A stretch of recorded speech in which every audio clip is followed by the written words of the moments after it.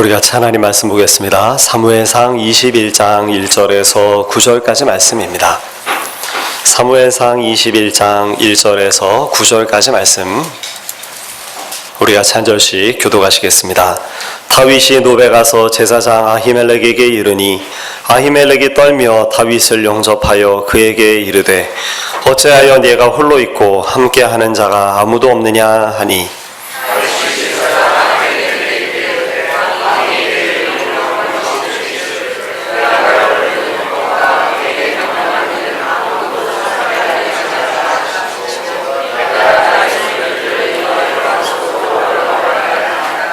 이제 당신의 수중에 무엇이 있나이까? 떡 5덩이나 무엇이나 있는 대로 내 손에 주소서 하니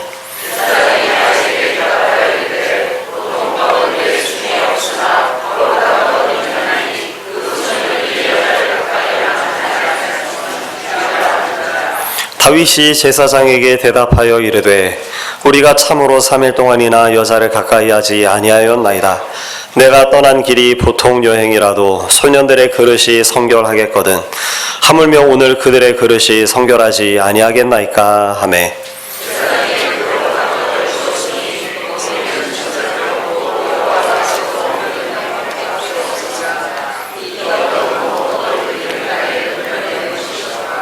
그날에 사울의 신하 한 사람이 여호와 앞에 머물러 있었는데 그는 도액이라 이름하는 에돔 사람이요 사울의 목자장이었더라.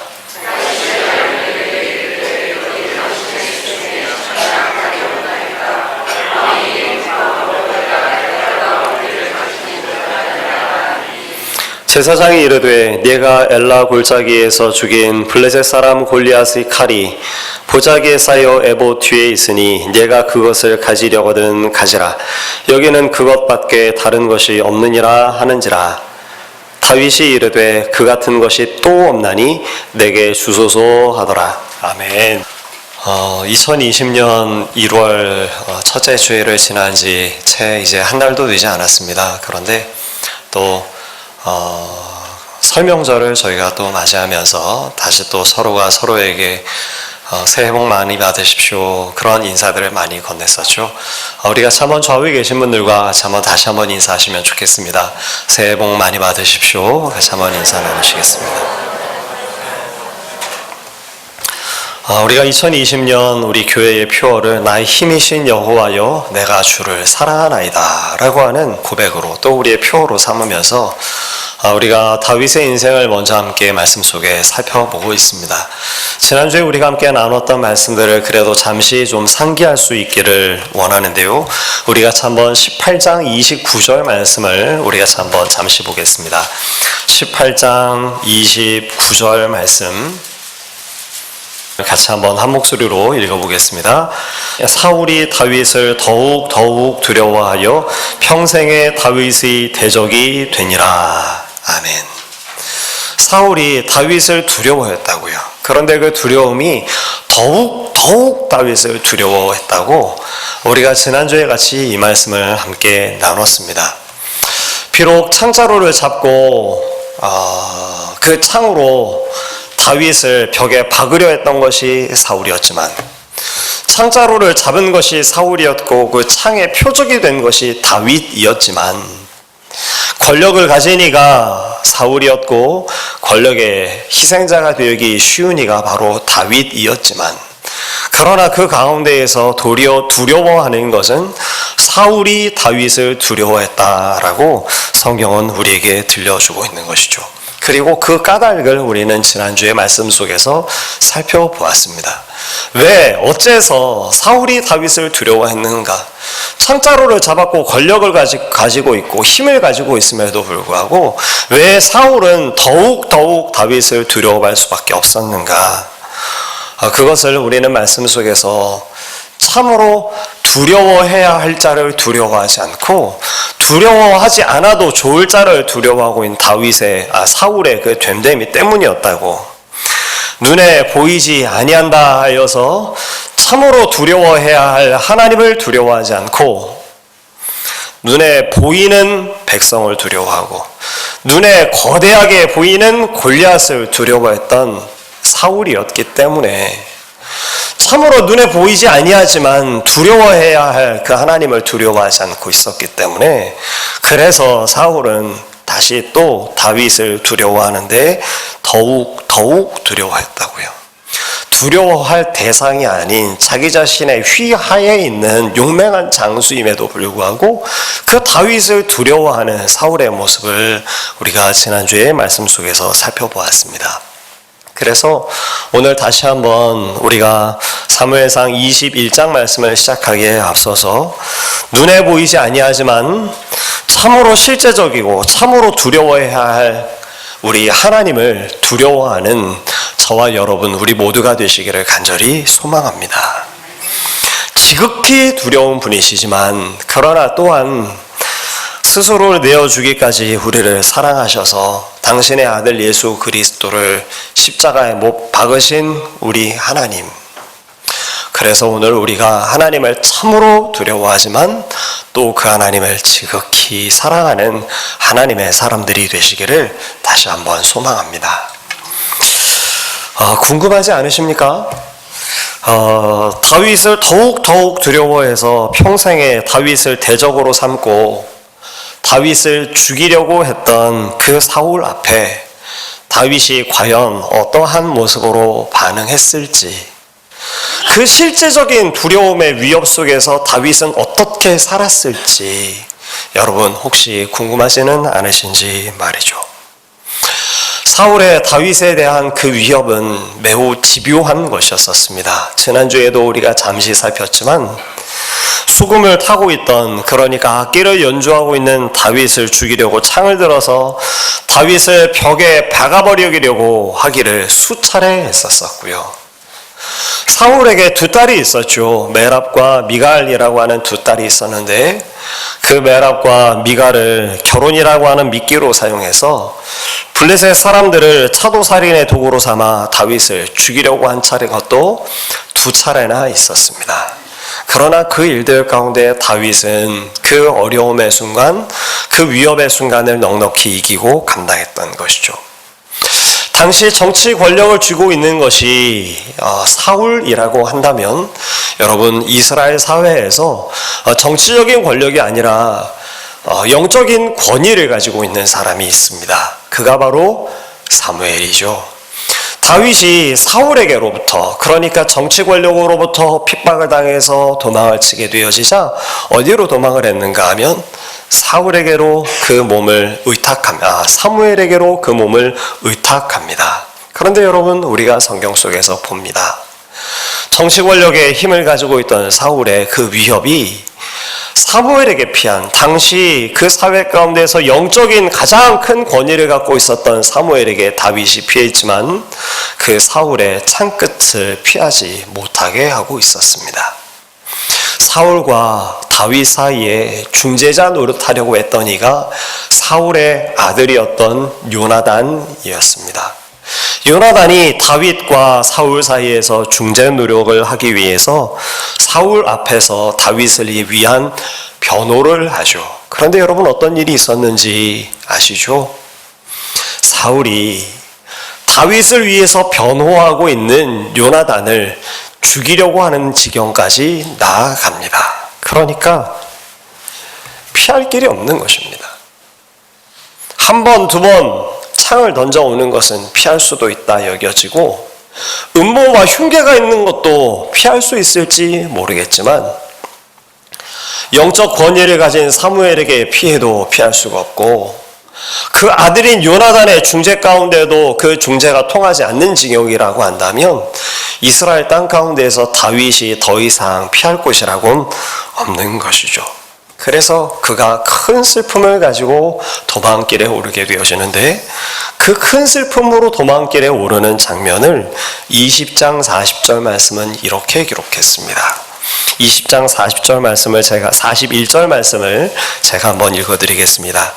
다윗이 곧 바위 남쪽에서 일어나서 땅에 엎드려 3번 절한 후에 서로 입맞추고 같이 울되 다윗이 더욱 심하더니, 요나단과 헤어지는 바로 그 장면에서 이제는 모든 피할 수 있는 길이 없다라는 것을 깨닫고 다윗이 울되 그저 헤어지는 헤어짐 때문만이 아니고 그가 더 이상 이스라엘 가운데 피할 길이 없다라고 하는 절박함 때문에 다윗이 울되 더욱 심히 울었다고요. 통곡함으로 이스라엘 가운데에서 더 이상 자기 자신이 피할 곳이 없음을 탄식하고 있는 모습이 성경에 이렇게 기록된 것입니다. 그리고 도망자의 길에 이제 오르르게 되어진 다윗의 모습이 오늘 우리가 함께 읽은 성경 본문의 첫 시작의 이야기들입니다. 다윗이 어디론가 도망을 치기 시작합니다. 이스라엘 땅에서 더 이상 피할 길이 없다고 여긴 다윗이 어디로 도망을 하는가 하면 해외로 도피길을 떠납니다. 어디로 그 해외 도피를 떠날까요? 자신이 죽인 골리앗의 고향 땅 가드 땅으로. 적의 적은 동지라고 하는 것 아니겠습니까? 얼마 전까지도 골리앗을 쓰러뜨렸던 다윗이었지만 살아있는 권력의 희생물이 되어지기 쉽고 그 권력의 표적이 된 이상 다윗이 피할 곳은 적국밖에 없었다고 여겼던 것 같습니다. 그래서 가드왕 아기스에게 자신의 몸을 의탁하기 위해 도망길에 다윗이 오르기 시작하는 것이죠. 그리고 그 길 가운데에서 만난 곳이 놉땅이라고 하는 곳이었습니다.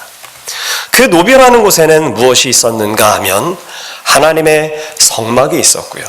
그리고 그 성막 가운데서 하나님께 제사하는 제사장 아히멜렉이 있었다라고 성경은 우리에게 들려줍니다. 아마도 다윗을 만난 아히멜렉이 깜짝 놀랐던 것 같습니다.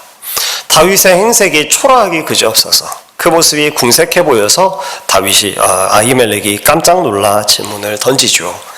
당신이 어찌하여 함께하는 자가 한 사람도 없이 혼자입니까? 이 질문에 대해서 다윗은 대답하는데 거짓말을 아뢰기 시작합니다. 오늘 우리가 함께 읽었던 21장 2절 말씀이 바로 그것인데 이런 내용입니다. 왕의 비밀한 일을 수행하기 위해서 제가 저 혼자 움직이는 중입니다. 나와 함께할 소년들은 지금은 아니지만 다른 곳에서 만나기로 했습니다. 다윗 왕이여, 당신이 왜 이곳에 혼자 있습니까? 당신의 행색이 왜 이렇습니까? 놀라서 묻는 아히멜렉의 질문에 다윗은 그 질문을 하는 이가 제사장임에도 불구하고 자기 자신의 처지와 형편을 정직하게 이야기할 수가 없었던 것입니다. 거짓말로 하려고 지금 되어진 일들 가운데 그가 필요로 하는 것 한 가지를 제사장에게 요구하죠. 제사장에게 요구하는 그것은 다름 아닌 양식이었습니다. 양식을 좀 달라고. 5덩어리 떡이든지 뭐든지 먹을 것이 좀 있으면 그 먹을 것을 달라고 아히멜렉에게 요청했고, 아히멜렉은 다윗에게 떡을 주게 되어지는데 그곳에 있었던 어떤 다른 떡이 아닌 진설병을, 그러니까 여호와께 드렸다가 물려낸, 그래서 그 떡을 먹을 수 있는 자는 실상 제사장밖에 먹을 수 없지만 그 진설병을 다윗과 함께하는 것이라고 믿고 있는 그 소년들에게 주겠다고 아히멜렉이 대답한 것입니다. 오늘 우리가 함께 살펴보고 있는 본문의 말씀 속에서 주요한 메시지는 아니지만 그래도 잠시 이 아히멜렉에 대해서 살펴볼 필요가 있을 것 같습니다. 사랑하는 성도 여러분, 여호와께 드려진 제사장은 여호와께 드려진 진설병은 누가 먹을 수 있는 것입니까? 그것은 오직 제사장에게만 허락되어져 있는 것입니다. 그런데 지금 아히멜렉이 여호와 앞에 드려졌다가 물려낸 그 진설병을 누구에게 주겠다고요? 다윗에게 주겠다고요. 그리고 다윗과 함께한 소년들에게 주겠다고 지금 이야기해주고 있는 것이죠. 그러니까 이 아히멜렉은 어떤 사람인가 하면 율법에 대해서 정통하게 알고 있는데 그 율법의 문자만을 알고 있는 것이 아니라 그 조항들만을 알고 있는 것이 아니라 그 율법의 정신에 대해서도 정통하고 있는 것을 우리는 알게 됩니다. 사랑하는 성도 여러분, 여호와께 드려진 진설병, 그래서 제사장만 먹을 수 있다고 율법에 정의된 이 떡을 소년들에게 그리고 다윗에게 주는 아히멜렉의 모습은 우리에게 참 많은 것을 시사하여 줍니다. 율법의 조항은 진설병을 오직 제사장만 먹도록 하고 있지만, 사랑하는 성도 여러분, 율법의 정신이 무엇입니까? 예수님께서 그 율법의 전부를 압축하여 우리에게 가르쳐 주시기를 사랑의 이중계명으로 우리에게 가르쳐 주셨죠. 사랑의 이중계명이 무엇입니까? 첫 번째는 하나님의 사랑, 두 번째는 무엇입니까? 이웃사랑이죠. 지금 아히멜렉은 율법을 알고 있으나 그 율법을 문자 정도의 수준에서 이해하고 있는 사람이 아닌 것입니다. 율법의 문자와 조항으로라고 한다면 이 진설병이 다윗에게 주어질 수 없는 것이겠지만, 이 진설병이 그 소년들에게 주어질 수 있는 것이 아니겠지만, 율법의 정신인 하나님의 사랑과 이웃사랑이라고 하는 이 계명과 그 정신을 알고 있는 아히멜렉은 문자에 그 조항에 얽매이지 않고 그 율법의 정신을 탄력적으로 적용을 해서 궁핍함 가운데서, 배고픔 가운데에서 먹을 것을 요청하고 있는 다윗에게 하나님 앞에 드렸다가 이제 물려낸, 그래서 진설병, 제사장 외에는 먹을 수 없다고 여겨지는 그 진설병을 다윗과 소년에게 주겠다고 말해주고 있는 것입니다.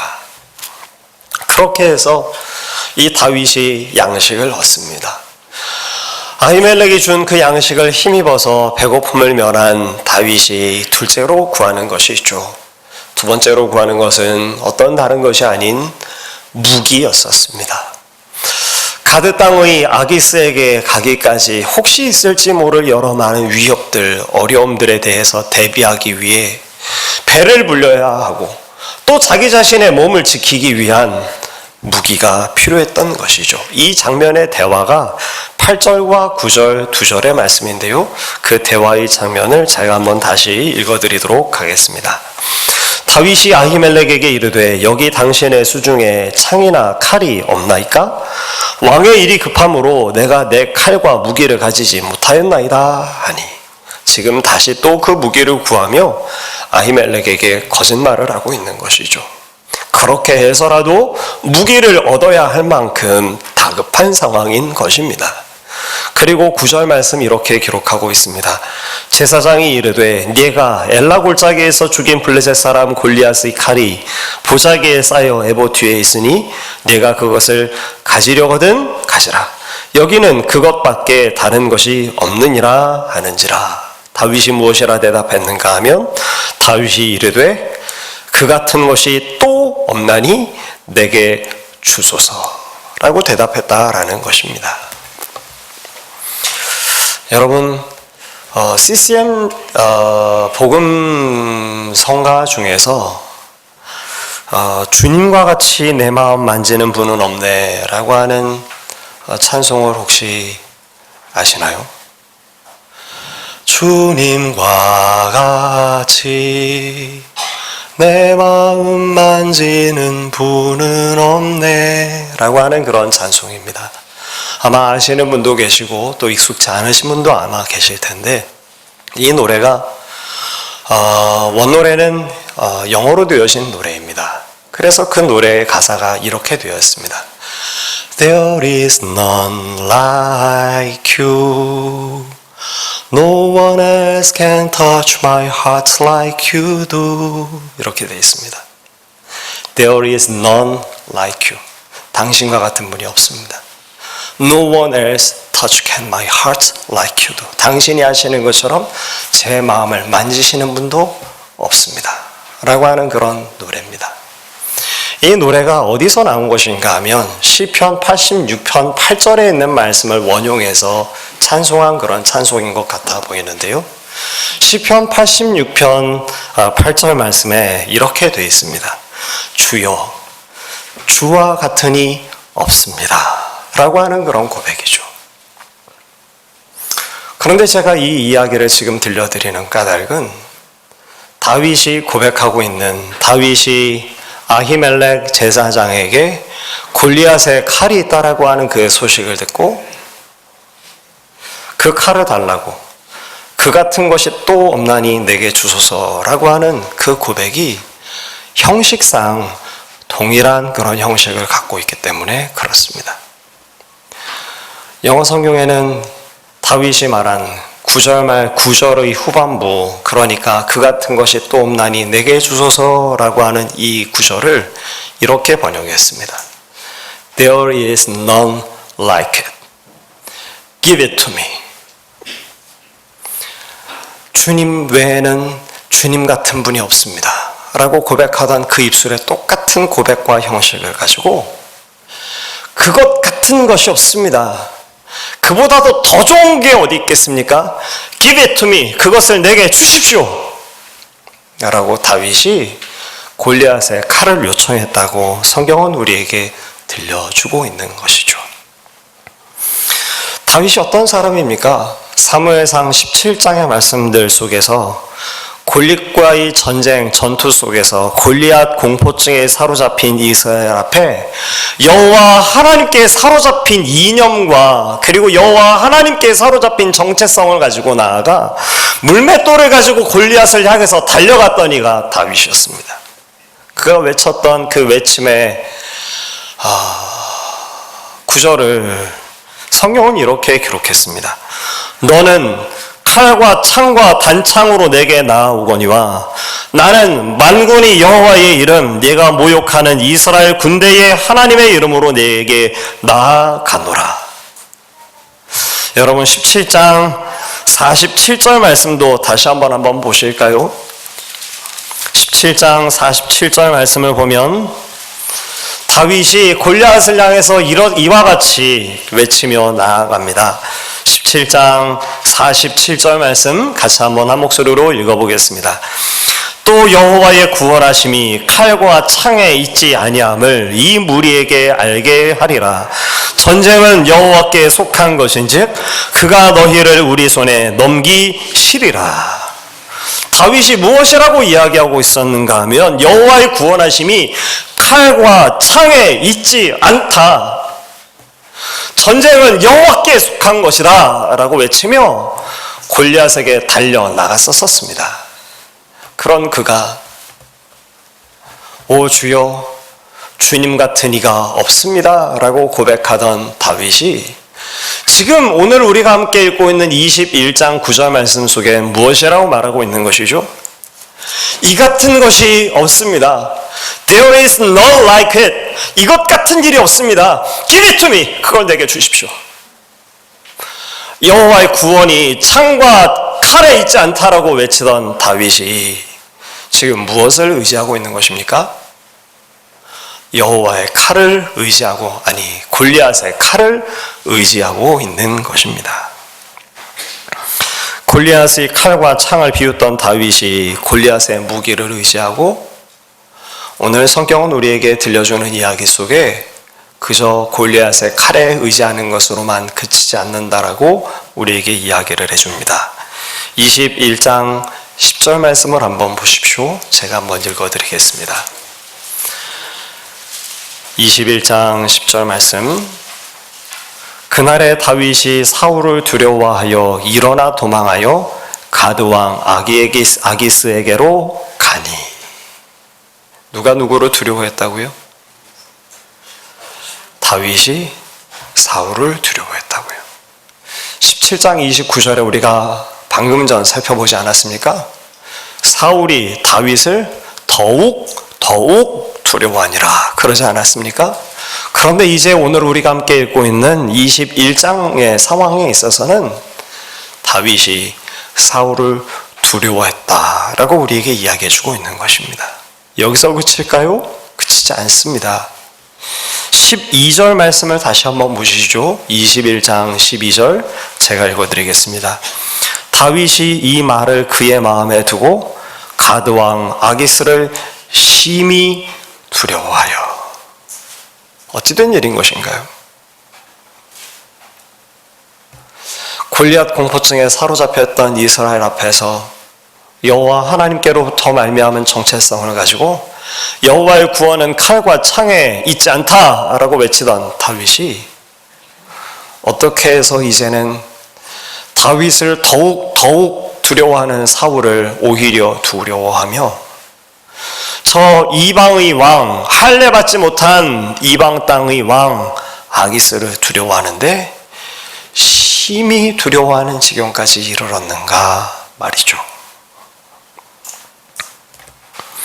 살아있는 권력에 집요한 추격을 받으면서 하나님의 하나님을 곰의 발톱과 사자의 이빨보다도 실제적인 것으로 여기고 또 그것을 알던 다윗이 흔들리고 있는 것입니다.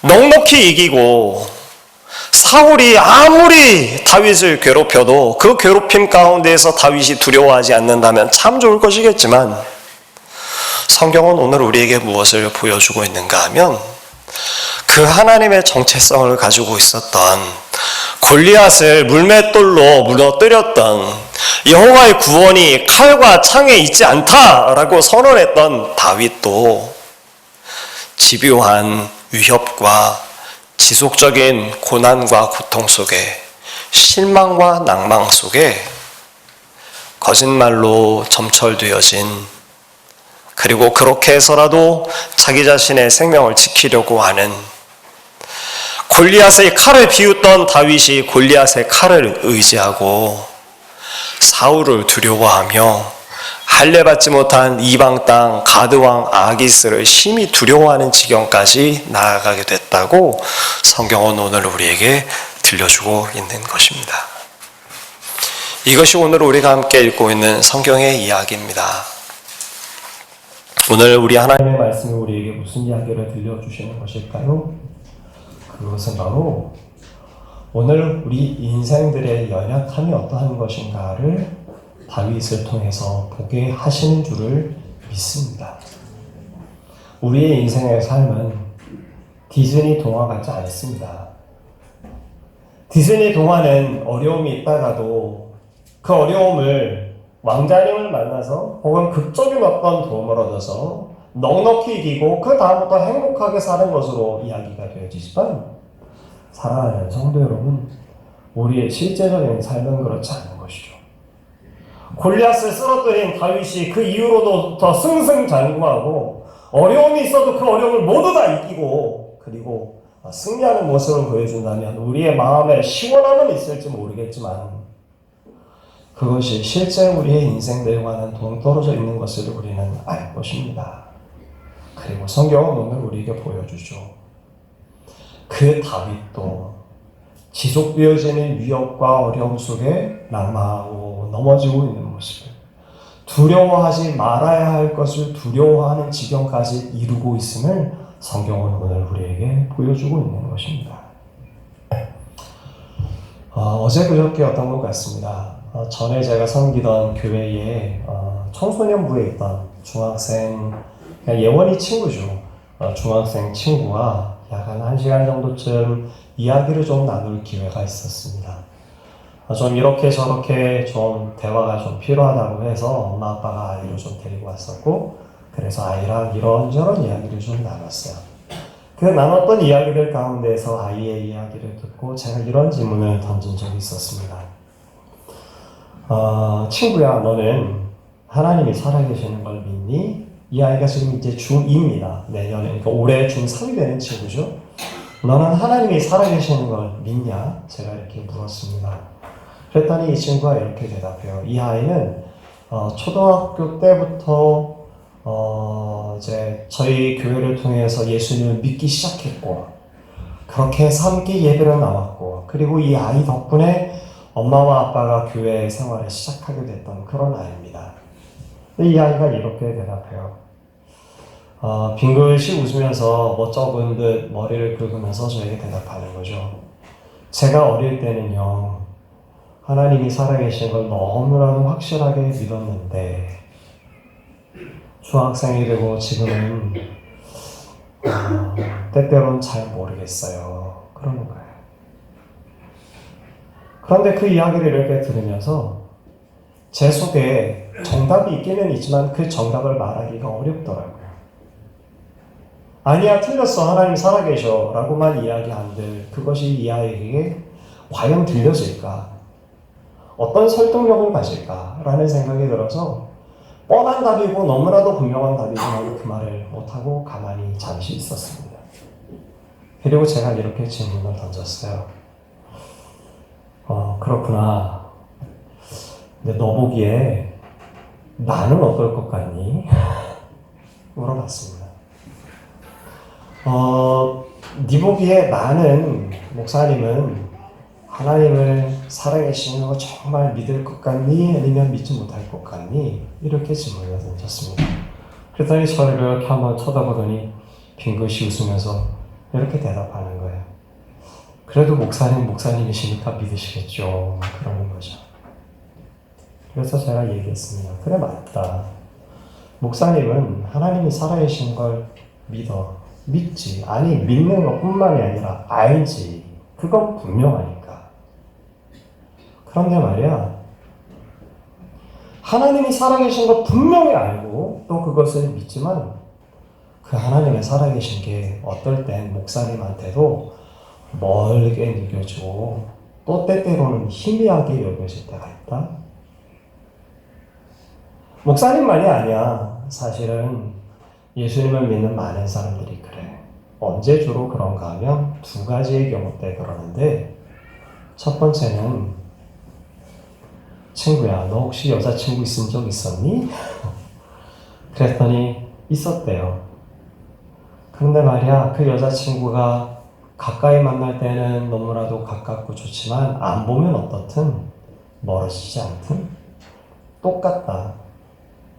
첫 번째는 하나님을 가까이 하면 가까이 할수록 하나님이 실제적이지만 하나님을 조금씩 멀리 하다 보면 하나님이 희미해진다. 또 두 번째가 있는데, 두 번째는 하나님 앞에 열심히 기도하고 간구하고 도와달라고 그러는데 하나님께서 도와주시는 것처럼 여겨지지 않아서 답답할 때 하나님이 살아계시지 않은 것처럼 여겨진다. 친구야, 목사님은 네가 하나님을 가까이 했으면 좋겠다. 너 기도하니? 아이가 대답합니다.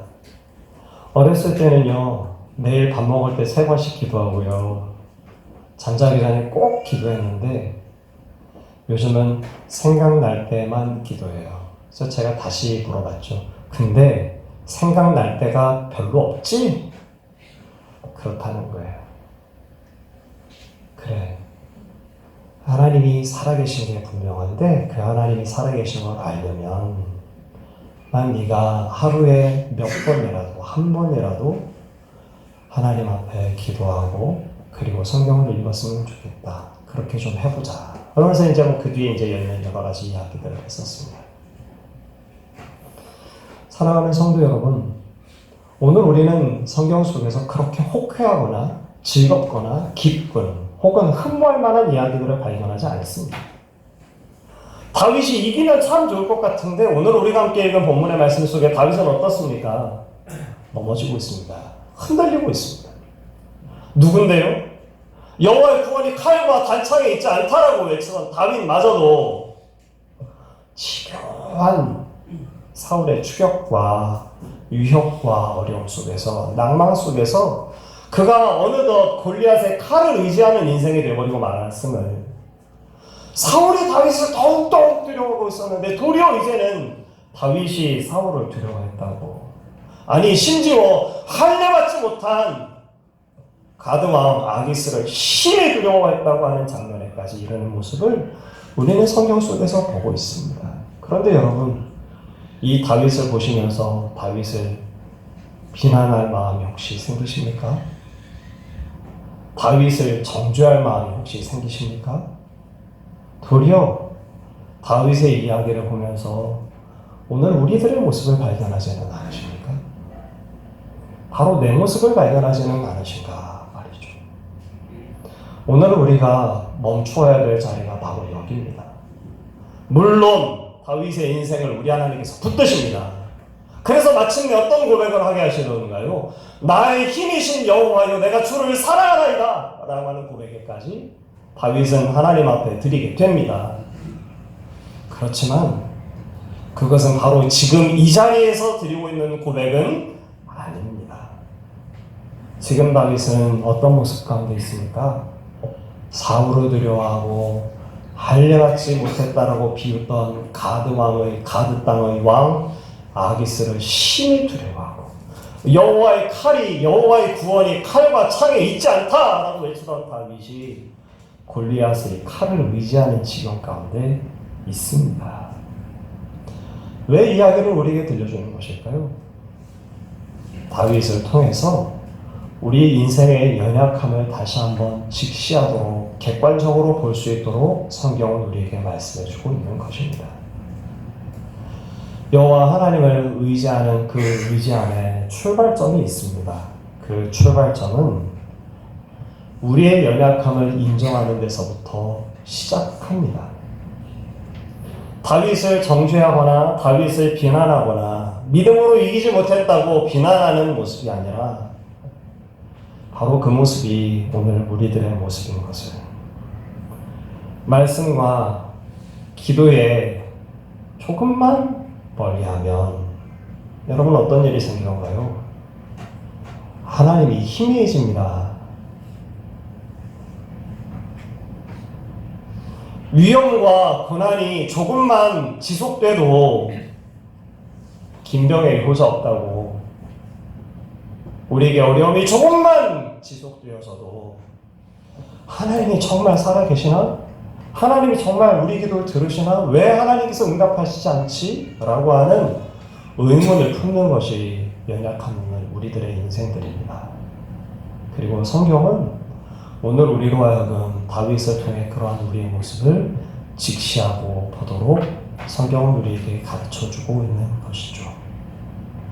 우리에게 믿음이라는 것은 잊지 아니하는 것을 하나님께 고백하는 데서부터, 우리는 신실하지 아니함을 주께 고백하는 데서부터, 우리는 무능한 존재인 것을 주께 고백하는 데서부터, 하나님의 지혜는 뛰어나지만 우리의 지혜는 무지하다라는 것을 인정하는 데서부터, 우리는 하나님께 아무런 유익한 일이 없는 무익한 존재라는 것을 고백하는 데서부터, 그래서 하나님을 의지하는 데서부터 우리의 믿음의 생활은, 믿음은 그렇게 시작되어지는 것이죠. 사실 오늘 본문의 말씀을 함께 준비하면서 좀 고민이 있었습니다. 그래도 설명절을 맞이하고 새로운 시작의 시간 아닌가요? 그러니 제 마음속에 고민이 있는 거죠.